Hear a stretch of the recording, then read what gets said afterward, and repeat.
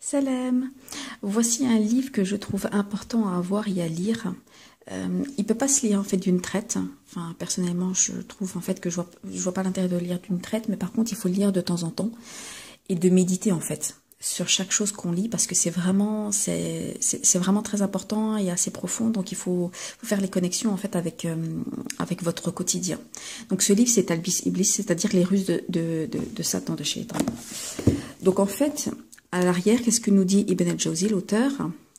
Satan s'est juré de mener les enfants d'Adam à leur perte. Son arme, c'est la ruse. Il agit avec ruse contre les êtres humains, toutes catégories confondues.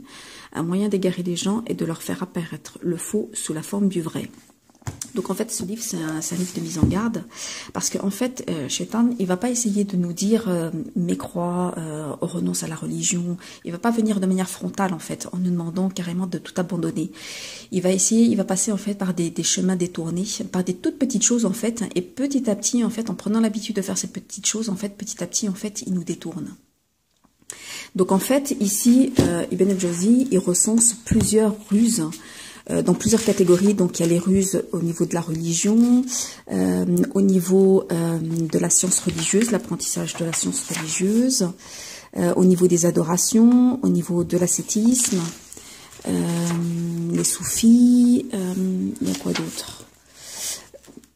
À travers les miracles. Et ensuite à travers un dernier chapitre qui est un chapitre un peu général au niveau qui concerne la population. Je vous ai extrait j'ai extrait quelques passages. Alors un premier passage, le chapitre en fait au niveau de la science et principalement au niveau de la lecture du Coran. Donc là en fait il va vous parler en fait de quelques ruses qui sont utilisées, comme par exemple la personne qui va plus passer de temps en fait à étudier les règles, à passer du temps à bien prononcer, mais vraiment de manière assez maniaque, au lieu de chercher en fait à comprendre le sens du Coran et de le mettre en pratique, parce que le Coran il a été révélé pour être mis en pratique, pour l'apprendre certes, mais surtout pour être mis en pratique. Et en fait beaucoup de gens se contentent juste en fait d'essayer de l'apprendre, d'embellir leur voix juste en fait pour faire preuve d'ostentation, voilà. Et du coup en fait ils perdent de vue l'objectif initial qui est en fait de mettre en pratique, de méditer et mettre en pratique. Donc ça il l'explique dans ce chapitre. En ce qui concerne la langue arabe, il l'explique aussi dans ce chapitre au niveau des linguistes, en expliquant que beaucoup en fait passent énormément de temps à étudier la langue arabe, et à côté de ça en fait ils vont passer à côté d'autres choses.